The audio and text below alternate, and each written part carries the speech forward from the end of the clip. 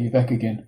You might have remembered this particular video that I produced about a month ago, and it's all about sharing YouTube videos better. You've got a YouTube video with a URL like this, and you want to take that and share it with your students in the class, but you don't want all this other stuff. You don't want the ads, you don't want the comments at the bottom and so on. So I showed you a neat little trick on how you can dig out the embed code and share a portion of that to make a full screen video available to your students that doesn't show all this other rubbish beside it. That's really great. But then what's happened since then is we've had a guy called Duncan Pollock who came across onto Yammer, and he posted a little tool that he's produced himself using Google Sheets. And not only has he produced it, but he's also shared it so anybody can go and access and use this particular sheet. And what does it do? It actually allows you to punch in that URL, such as something like this, for example, punch it into the sheet and not only produce that embed code automatically, but allow you to set a start and an end time to the video.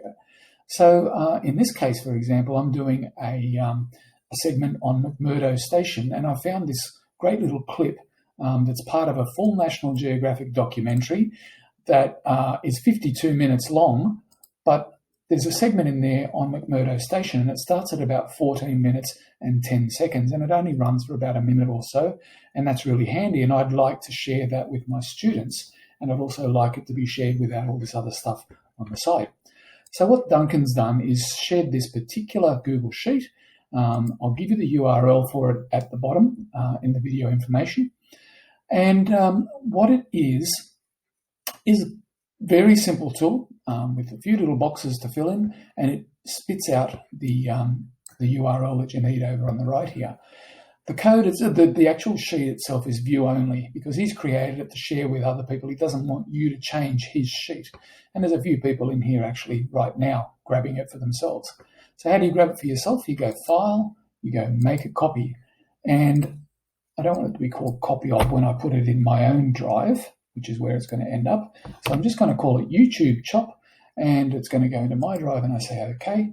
What that's now doing is making a copy of it, transferring it across into my own OneDrive, and here we are in OneDrive, and it no longer says that it's view only, so I can do whatever I like with it.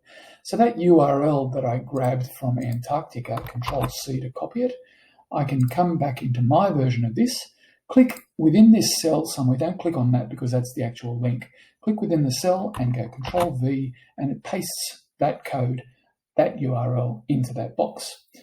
Then in here, I can, if you want to, just choose the code as it is. I can put the actual start and minutes if I want to. But what I want is from 14 minutes and 10 seconds through to 15 minutes and 6 seconds.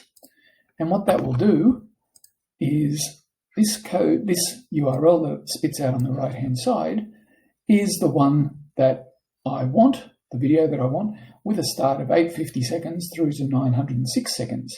And then if I copy that using that little button there, I can just jump across to a new tab and I can paste that in there.